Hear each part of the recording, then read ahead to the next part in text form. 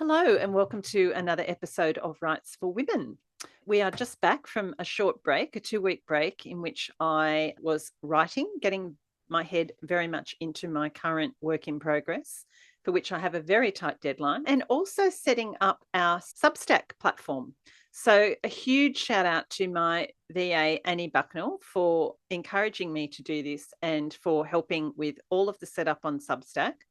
And a massive shout out to everybody who has joined us on Substack. I'm really excited about what this platform is going to bring to the Rights for Women community. And already there's some great chat going on over there. Now, if you have been a Patreon supporter of the podcast in the past, what you will need to do is to migrate that support, hopefully, to Substack. So everybody who's a Patreon supporter at the moment is getting the month of September on Substack is getting that complimentary while I am winding down my Patreon platform, which will be closed off at the end of September. But do think about joining us on Substack, either as a free supporter of Rights for Women. Every week there's going to be, and we've already started this, there will be a kind of summary of the weekly episode along with the main takeaways in terms of writing tips. So that's going out free to everybody who follows us on Substack. There's also going to be some kind of general chat each week about what are your writing goals, how's your writing going, sharing of other articles and links that I find along the way, which I find interesting and think other people might find interesting too on the writing craft. And each week I will, if you're a paid subscriber, you will receive 2 additional things, one being my video series Diary of a Procrastinator, where I go into a bit more depth than I do here on the podcast about my writing process, the obstacles that I'm coming up against and how I'm overcoming those.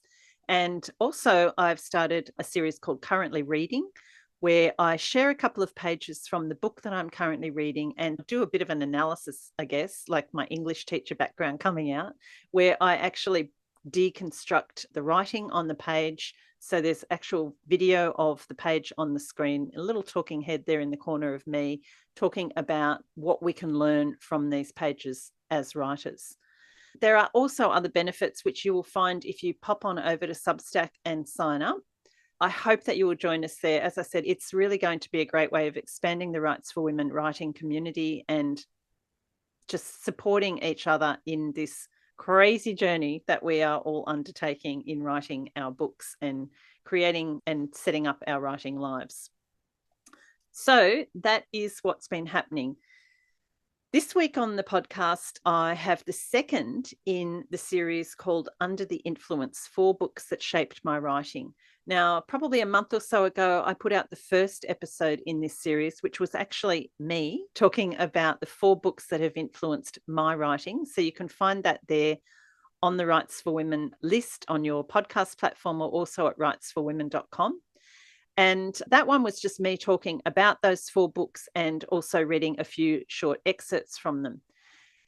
The idea for that series came from a good writing friend of mine, Joanna Nell. We were chatting about it in our writing group, and we always love to talk about the ideas that we pick up from other books or tips, writing suggestions, that sort of thing. We do that in our writing group quite often.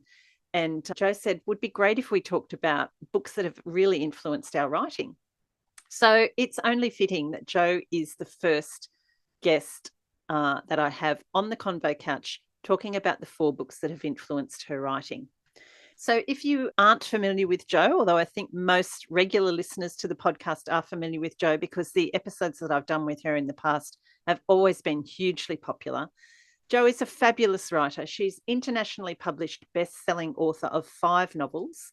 She's also a doctor and an advocate for positive aging, which comes out very much in her fiction.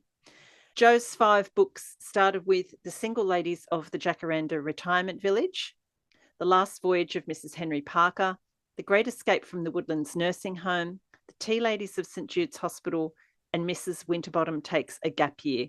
If you haven't read Jo's books, I highly recommend you race out today and actually download or listen to or read at least one of them.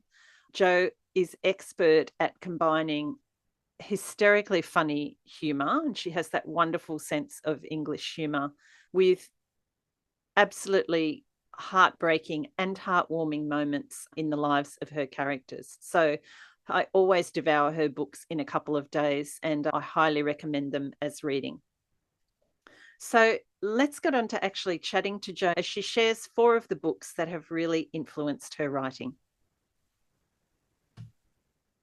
Joanna Nell, welcome to the Rights for Women Convo Couch. It's so good to have you back. And I have to say that our chats that we've had in the past on Rights for Women have always had so many listens and have been really popular. So it's really good to have you back on for the Under the Influence series, where we're going to chat about your 4, not necessarily favourite books, but books that have influenced your writing. So welcome back, Jo. Oh, thanks very much, Pam. I always love our chats. Looking forward to this one. Yes. So this is the second in the Under the Influence series. The first was just me basically rabbiting on about the 4 books that I felt at the moment, 4 of the books anyway, have influenced my writing. So I'm really keen to hear about your 4 books. And in fact, Jo, it was a chat that we had in our writing group, which gave me the idea for this. So I'm really glad that you are the first guest to have on the Convo Couch for this one. So let's jump right in, and let's start with your first book that has influenced your writing in some way. Sure, yeah, I'll jump right into that. And I was thinking when we were talking about this, we always tell new writers, don't we? What's the most important bit of advice you can give? It's to read and read widely. And I don't think we always say why that is. So I think that sort of partly addresses this. So I've chosen 3 novels and 1 nonfiction book, and I'll explain why. My first book is actually a series of monologues, and this is The Talking Heads, The Complete Talking Heads by Alan Bennett. You know how much I love Alan Bennett. Do. He's described as a national treasure in the UK. Now, I think he's 90. He's just incredible. And I saw this copy at a Lifeline book fair, and I lunged across sort of several aisles to grab it. These monologues were written for the BBC in the 1980s, actually. Now, if you're not familiar with Alan Bennett, you probably know some of his plays that have been turned into films. He's a playwright. He wrote The History Boys, The Madness of King George, The Lady in the Van. You'd probably be familiar with. And he has a particular kind of style, which I suppose in a way I've tried to, or he's influenced me. I would say he's influenced me. Necessarily I tried to emulate him, but his style, you could say, was affectionate satire. So he's a humorist. I just love his humor. I can barely open this book without laughing anyway. It may not be everybody's sense of humor, but it certainly gets to me.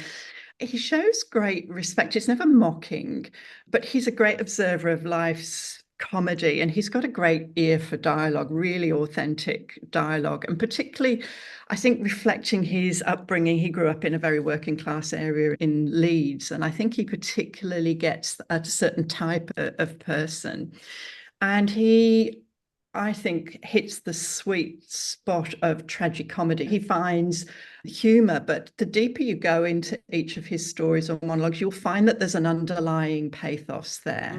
There's a sadness there, but but you have to peel away the layers to get to that.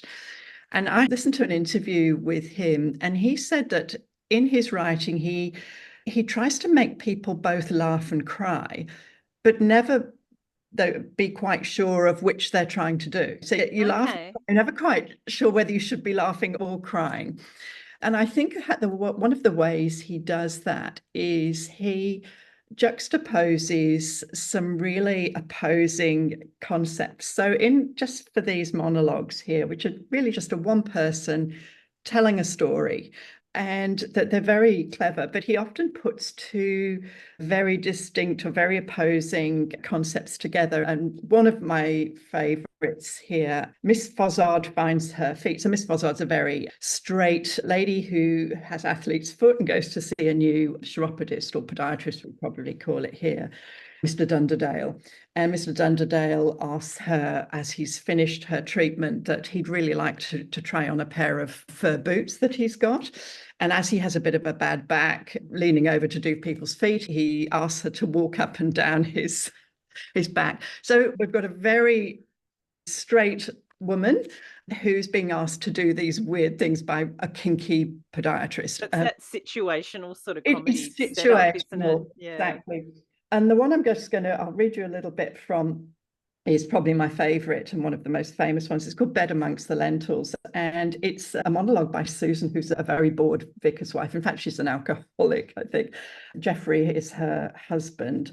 And it turns out as we go through that she's actually having an affair with Ramesh, who runs the corner store. But it's this kind of, you can see the humour in this. The timing is great. It's the sort of the quickness of it. He doesn't labour the joke. So we were discussing the ordination of women. The bishop asked, they're having lunch with the bishop. The bishop asked me what I thought. Should women take the services? So long as it doesn't have to be me, I wanted to say, they can be taken by a trained gorilla. Oh, yes, Jeffrey chips in. Susan's all in favour. She's keener than I am, aren't you, darling? More sprouts, anybody, I said. On the younger side for a bishop, but he's been a prominent sportsman at university, so that would explain it. Boxing or rugby, broken nose at some stage anyway. One of the Christianity is Common Sense Brigade. Hobby's bricklaying, apparently, and refers to me throughout as Mrs. Vicar. Wants beer with his lunch, and Geoffrey says he'll join him, so this leaves me with the wine. Geoffrey's all over him because the rumour is he's shopping round for a new archdeacon. Asked Geoffrey how outgoing I am. Actually says that. How outgoing is Mrs. Vicar? Mr. Vicar jumps in with a quick rundown of my accomplishments and an outline of my punishing schedule.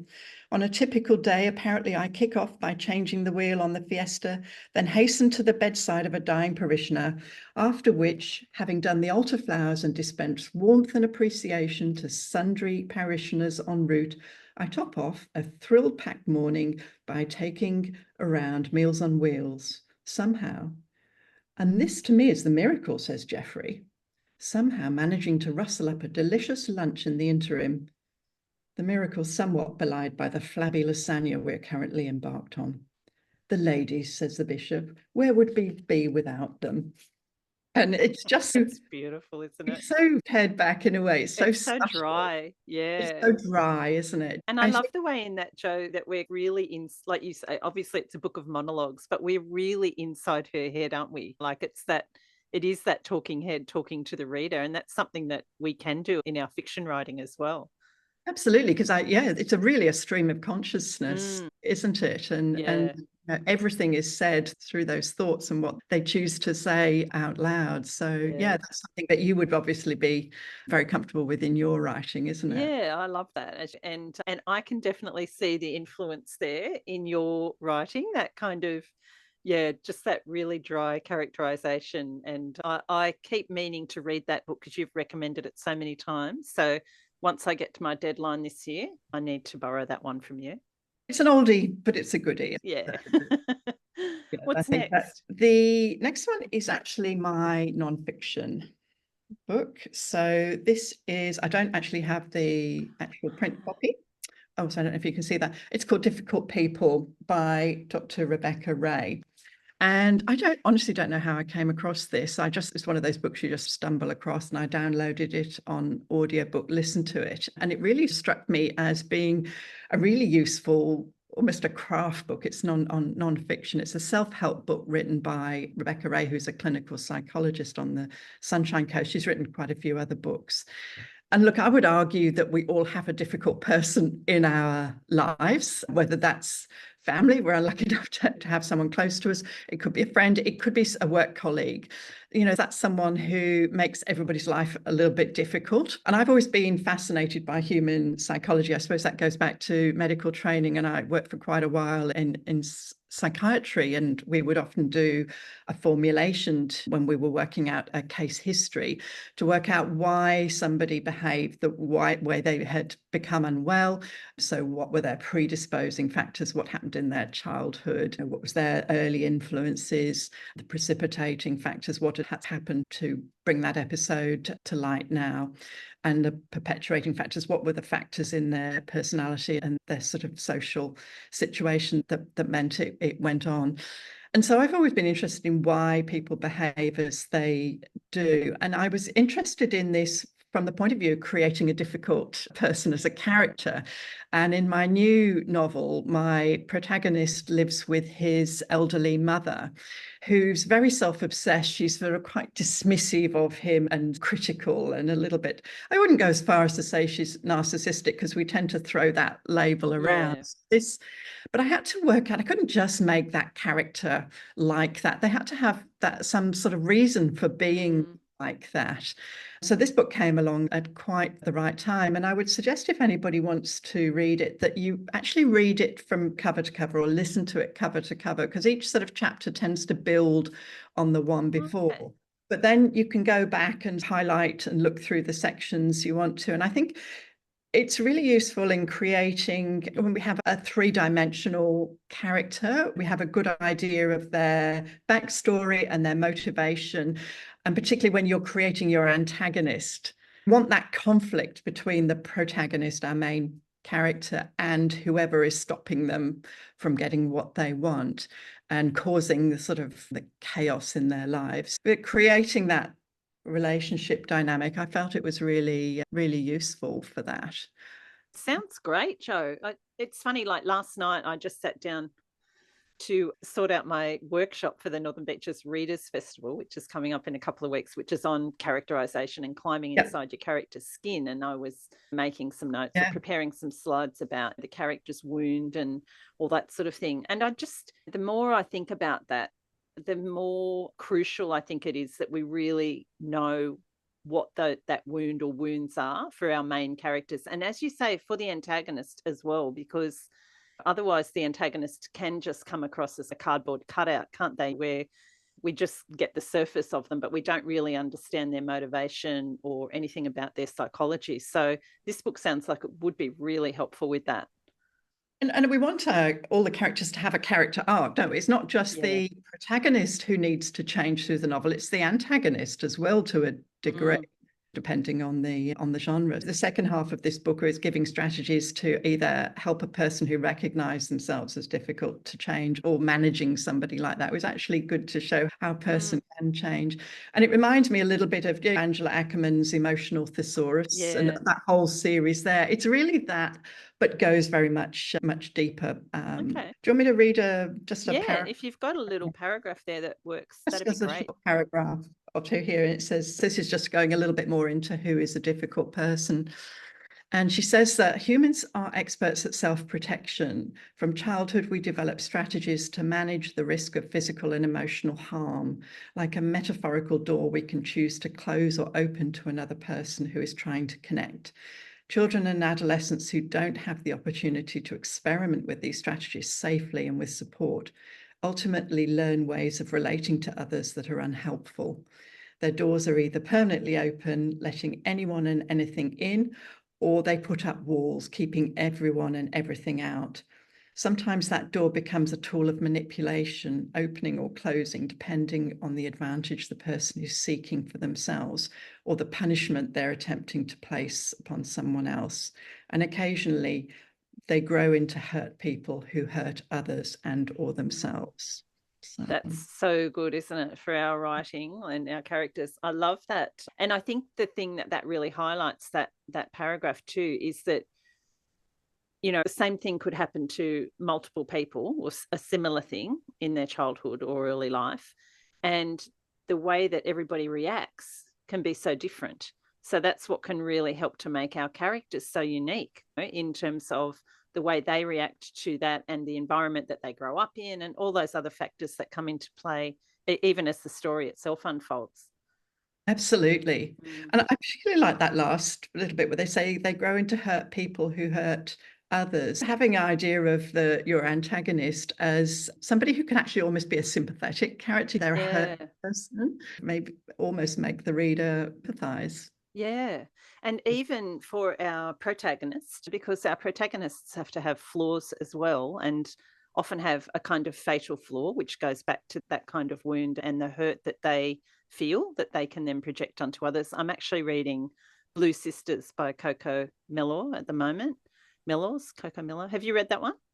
No, I haven't. I think you'd really like it. So it's about a family of 4 sisters, but it's not a spoiler. One dies that very early on.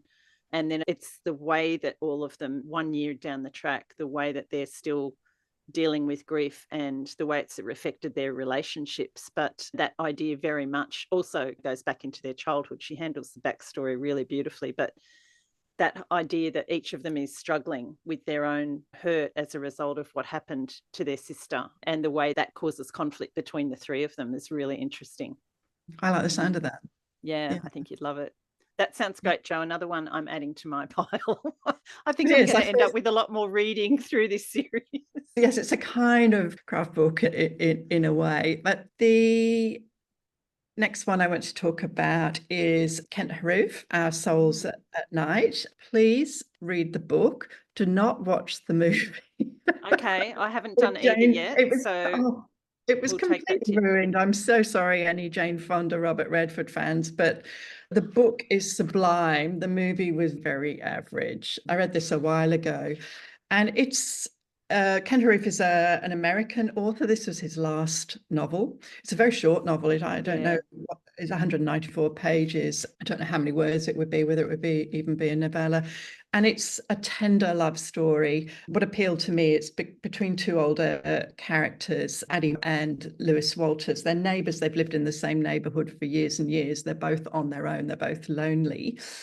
And the premise is really quite simple, or the setup. Addie goes round one night to Lewis's house, knocks on his door with a proposal that they sleep together, but basically just to keep each other warm and company, and they talk.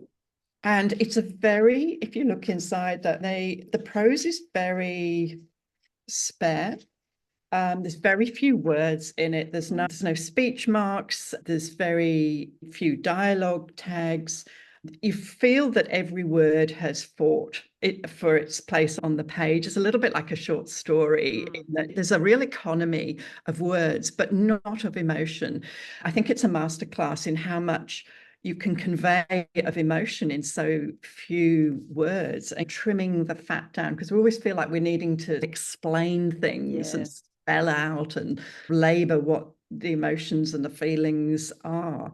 But this is absolutely the opposite. And so I think this is my touchstone when I feel that I'm over explaining something, just to go back, pare it back, to keep the light shining on the characters and really draw as little attention to the author on the page as possible. And I think that's what he does so beautifully with this. Have you read this one? I haven't, and I should have. I'm pretty sure that it was a book club book of ours years ago, and I never got to it. It was one of the ones that I didn't actually read. And I've heard so much about it. And like you said, I have heard that the book is much far superior to the movie. But it just sounds beautiful in terms of the actual writing, Joe. Oh, it is. I don't know how he does it. I just keep going back, and I'll read you a little bit. And this is just a conversation. This is just a little section of dialogue that really sets up the whole story and reveals so much of character in a way too. It's really wonderful. So she's just gone round to Addie's gone round to Lewis's house. You probably wonder what I'm doing here, she said. I didn't think you came over to tell me my house looks nice. No, I want to suggest something to you. Oh, yes, a kind of proposal. Okay. Not marriage, she said. I didn't think that either. It's a kind of marriage-like question, but I don't know if I can now. I'm getting cold feet. She laughed a little. That's like marriage, isn't it? What is? Cold feet. It can be. Yes, I'm just going to say it. I'm listening, Lewis said. I wonder if you would consider coming to my house sometimes to sleep with me. What? How do you mean? We're both alone. We've been out by ourselves for too long, for years. I'm lonely. I think you might be too. I wonder if you would come and sleep in the night with me and talk. He stared at her, watching her, curious now, cautious. You don't say anything. Have I taken your breath away? She said. I guess you have. I'm not talking about sex. I wondered. No, not sex. I'm not looking at it that way. I think I've lost any sexual impulse a long time ago. I'm talking about getting through the night and lying warm in bed companionably, lying down in bed together and you staying the night. The nights are the worst, don't you think? Yes, I think so. Oh, Just so beautiful, isn't it? there's very little in the way of kind of dialogue tags or description Mm. there, isn't there? It's just really letting the dialogue do the work. That's right. Yes. Yeah. You can tell so much about that. And then a lot of their conversations then take place at night. They're talking their lives and their backstory Mm, field through mm. these conversations. So there's very little kind of plot in it in a way. Yeah. But you do get such a sense, particularly for her, that particularly that last thing she says there about how hard it is getting through the night. It just, there's so much unsaid, isn't there? But you just get a sense of her, the depth of her loneliness, Mm. and the fact that she has come with this proposal, to her neighbour, which must have taken quite a lot. I guess as readers, we read all this into it ourselves, but it's really pulling the reader into the story by doing that, isn't it? Yeah, no, it really tugs on your heartstrings. I think loneliness is sort of it's skin hunger. It's just that longing for touch and to have someone there. And that's just Mm, so much in so little there. yeah. So, Joe, are you someone who, if you get stuck, particularly, I guess, at the revision stage when we are going back over our words and trying to pair them back or work out what we need to keep in and out, do you tend to go and find a book like that and just have a bit of a read through it just as a reminder to yourself? Or how do you use these touchstone books?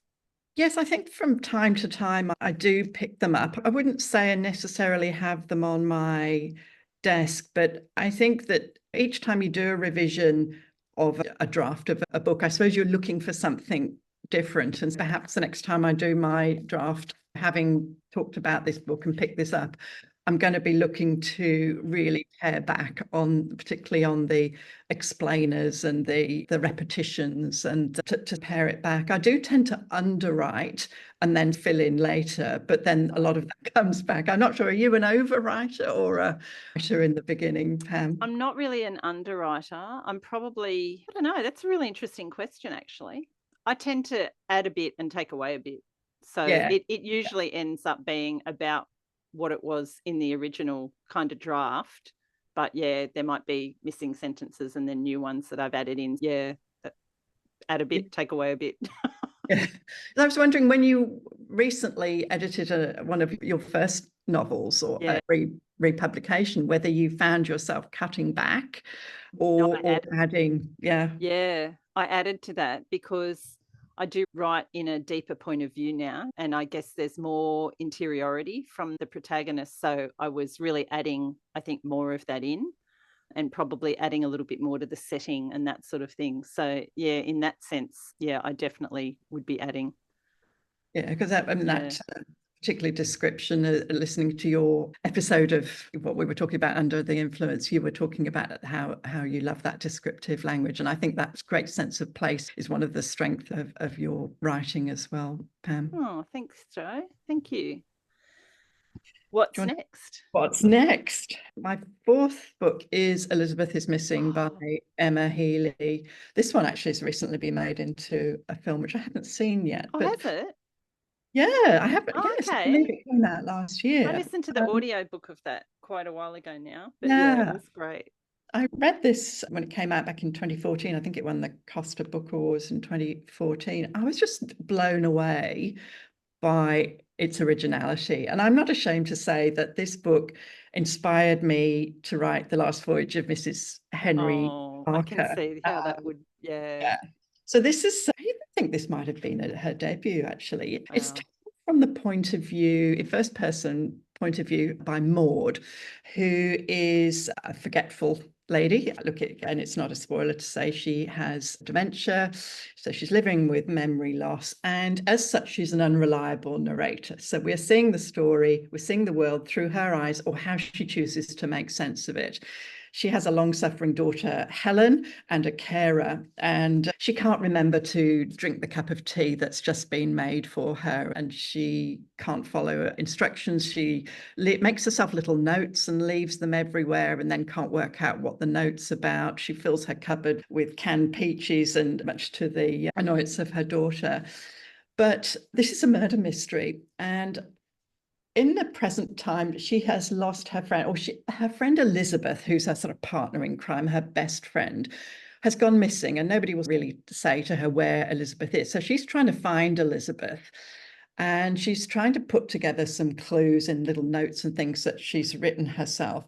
But in doing so, she actually has recollections, because her long-term memory is intact, memories of things that happened 70 years ago when her older sister Suki went missing. So she actually in present time is solving the mystery of her sister's murder. I love the idea that somebody who has memory loss still has agency, and this is one of the themes that I keep coming back to with my writing. And I'm intrigued by the whole concept of the unreliable narrator, which she did so well. And I think that what I admired about it was that how she managed to also weave in the dark humor with that. And that's something else I always try and do in mine.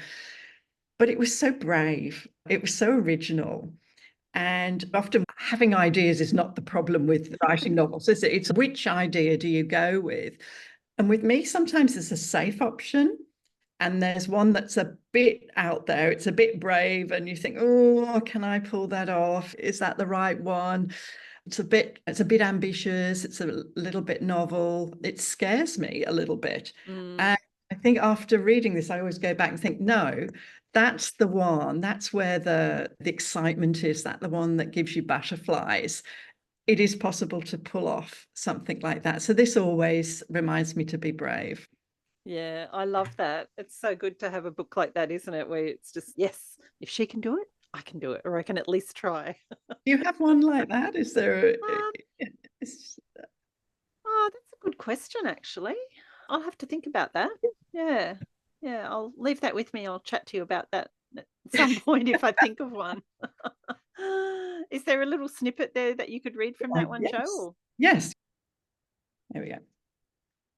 So she's been left for the day. I think her carer has been in and set her up. And so this is Maud. I pull a plate from the fridge, wondering what my line would be. The plate has a note attached, lunch for Maud to eat after 12 p.m. I take the cling film off. It's a cheese and tomato sandwich. When I've finished eating, I wander back to the sitting room. It's so quiet in here, even my clock doesn't tick out loud. It shows the time though, and I watch the hands slowly moving round on top of the gas fire. I have hours of the day to fill, and at some point I have to switch on the TV. There's one of those sofa programs on. Two people on one sofa lean towards another person on the opposite sofa. They smile and shake heads, and eventually the one on her own starts to cry. I can't work out what it's all about. Afterwards, there's a program where people run through various houses looking for things to sell, the sort of ugly things that are surprisingly valuable. A few years ago, I would have been appalled at myself, watching TV in the day. What else is there to do? I occasionally read, but the plots of novels don't make sense anymore, and I can never remember where I've left off. So I can boil an egg. I can eat an egg. I can watch TV. After that, I'm just waiting for Carla, for Helen, for Elizabeth. Elizabeth is the only friend I have left. The others are in homes or graves. Oh, God, that's so Oh, sad. But there's such a it's that. strong sense of that. Again, it's the loneliness, isn't it? And just the endless hours in the day for her, which must be the case for so many people. Yes, and that piece has just come back off the back of where she's been told off for, she just goes out shopping and just fills the cupboard, and she's just been told off for all the cans of peaches and everything else. And so there's a little comic moment with the carer and the daughter, and then we come very quickly to that pathos in that, and the sadness and the loneliness. So again, it's that humour and the pathos being Yeah. juxtaposed there. Yeah, yeah. You were talking about the unreliable narrator element, Jo, of this, and it is written in first person. You write third person mainly, don't you? Yeah. Have you ever written anything in first person? In my novel, The Last Voyage of Mrs. Henry Parker, which was the one in which I also had a character with dementia who was an unreliable narrator. That book was told partly in present time, but also through a series of flashbacks, I would say, or they were actually more chapters set in the past, where she is telling her story to some people that she's met. And in that, she is narrating those chapters in first person. So that just happened naturally. I suppose that was more natural because she was telling the story. And I quite enjoyed writing those. I've never written a whole novel in first person, but it might be something that I do explore in future. I've certainly written short stories in first person, but no third person. I don't know whether it's something we just get used to, one particular style of writing. I think you're right. Yours are first person. Mine are third person. Third person close in that deep point of view. But the novella that I have coming out in the anthology this year, in the Christmas anthology, is first person. And it's a kind of rom-com, light romantic comedy. And it's the first thing that I've really written, apart from, like you say, maybe here and there, there'd be snippets throughout some of my books. I've written, like, in All We Dream, there's diary kind of entries where the character is recording her thoughts. But yeah, writing the actual narrative in first person is something, I guess I've always shied away from it. I think in my head, I thought I wouldn't be able to do it. And I've always been a little bit afraid of that repetition of, oh, I did this, oh, I did that. But I think it is more a matter of, if you do go really deeply inside the character, then you're not necessarily just recording everything that they do. There's a lot of that kind of interior stuff coming through. But it's something that strikes me about this unreliable narrator thing is that, in a sense, we're all unreliable narrators, aren't we? Because everything that we say and everything we think, it's the way we see the world. It's our point of view. So I guess there's a spectrum for first person, from quite measured, rational, kind of almost analytical type narrator, where I guess you would be getting a fairly accurate view of what's happening, across to someone, like you say, who has maybe got dementia or some kind of mental illness or whatever, who is definitely seeing the world in a very different way. But yeah, it just was something that struck me when, I don't know whether it was when I was writing first person or reading, and I thought it's also subjective, isn't it? When you haven't got any kind of outside narrator coming in to moderate any of those thoughts, in a sense, I don't know, is all first person unreliable? Not sure. It's a really good point, isn't it? Something I hadn't thought about before, what you choose to reveal. Yeah, so the closer you are to that point of view, then yes, the less reliable you are, because the less the reader can see. They can literally only see what the character can see. Exactly, yeah. Stand.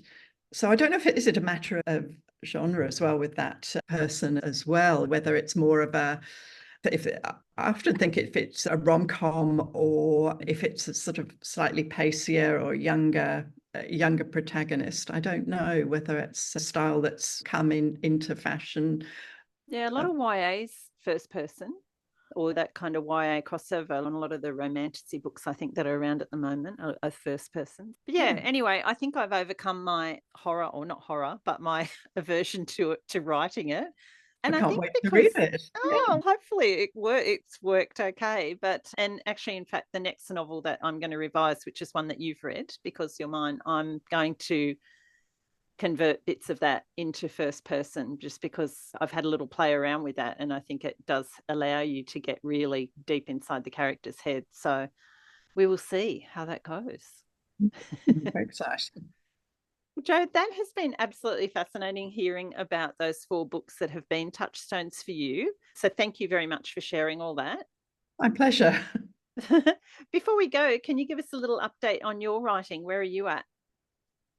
I have just submitted the manuscript for my new novel. I can't give you the title of that yet because we're not quite settled on whether we're brave enough to go with with the working title or not. But yeah, look, it's something, it's an idea that was going back to that idea of something that scares me and excites me a little bit. So I'm really excited about this novel. And I'm at the point of waiting any moment now for that email to come back from my publisher with her first thoughts on that. So we know that's a bit of an anxious time, but that will be coming out in October next year. Okay, fantastic. And how was the writing of this one for you overall, would you say?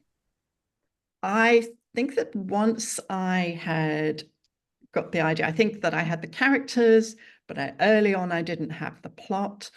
And I was playing around with various plot ideas. And I think I started writing it before it was quite ready.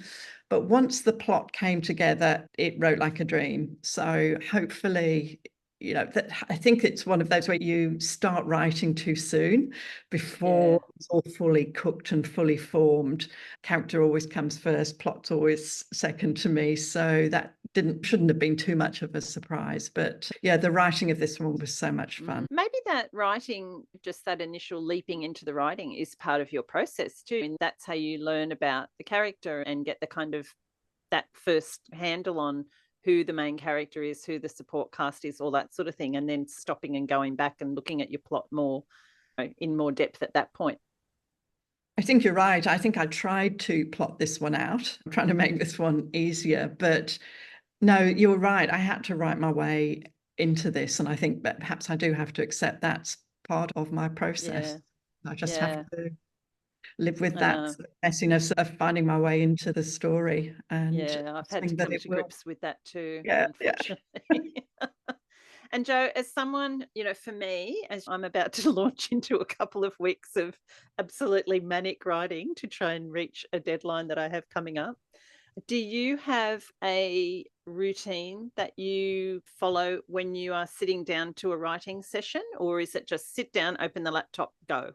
Look, I do like to have thought my way in. I've started doing Wordle in the morning, a couple of those New York Times sort of puzzles. And I find it's almost like a bit of a mental limbering up in the morning, just getting words going. And actually, that's quite helpful because I normally do walk in the morning. And I've been suffering from plantar fasciitis recently, and I've not been able to do quite the walk that I normally do. So the Wordle's helped getting me into that. But I light my candle and I sit at my laptop. But I like to have tried, if not to have written down what instructions for what I'm going to write that day, have at least planned it in my head.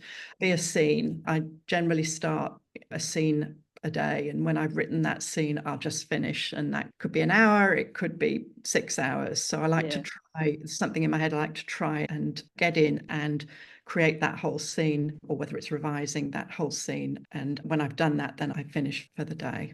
Yeah, nice. That's my goal for the next couple of weeks. That. Thank you very much. And it's been really great to hear about those books, Jo. And as I said, I've now added a few to my pile to read, but not until I've reached my deadline. Oh, thanks very much for the opportunity. I'm really looking forward to hearing what your other guests have chosen as well. I think it's a really fascinating idea to follow through on. Yeah, thank you for the idea. Thanks, Jo. Okay, thanks, Pam.